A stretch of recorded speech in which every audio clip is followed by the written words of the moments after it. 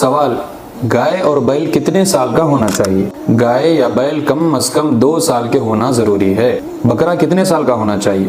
بکرا یا بکری کم از کم 1 سال کا ہونا ضروری ہے۔ کن عیب والے جانور کی قربانی کرنا جائز نہیں؟ جو بہت بیمار ہے، یا اس کا کان کٹا ہوا ہے، یا دم کٹی ہوئی ہے، یا لنگڑا ہے، یا بہت کمزور ہے، تو ایسے جانور کی قربانی کرنا جائز نہیں۔ قربانی کے لیے صحت مند جانور ہونا ضروری ہے۔ سوال: گائے میں کتنے لوگ حصہ لے سکتے ہیں؟ گائے، بیل یا اونٹ میں 7 لوگ حصہ لے سکتے ہیں۔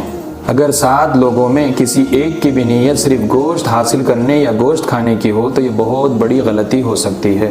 فقہاء کرام فرماتے ہیں کہ اگر کسی ایک کی بھی صرف گوشت حاصل کرنے کی نیت ہے، اللہ کی رضا کے لیے قربانی کرنے کی نیت نہیں ہے، تو یہ سب کی قربانی کو خراب کر سکتا ہے۔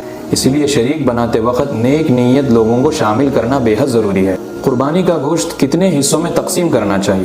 قربانی کے گوشت کے 3 حصے کریں۔ مستحب یہ ہے کہ ایک حصہ اپنے لیے، اور ایک حصہ اپنے رشتہ داروں کے لیے، اور ایک حصہ غربا کے لیے رکھیں۔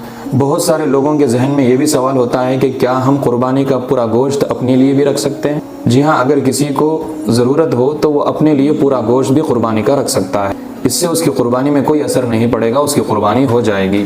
البتہ غریبوں میں تقسیم کرنا افضل ہے۔ آخری اہم بات: قربانی صرف جانور کے ذبح کرنے کا نام نہیں ہے، یہ اللہ کی رضا کے لیے، تقوی حاصل کرنے کے لیے قربانی کی جاتی ہے۔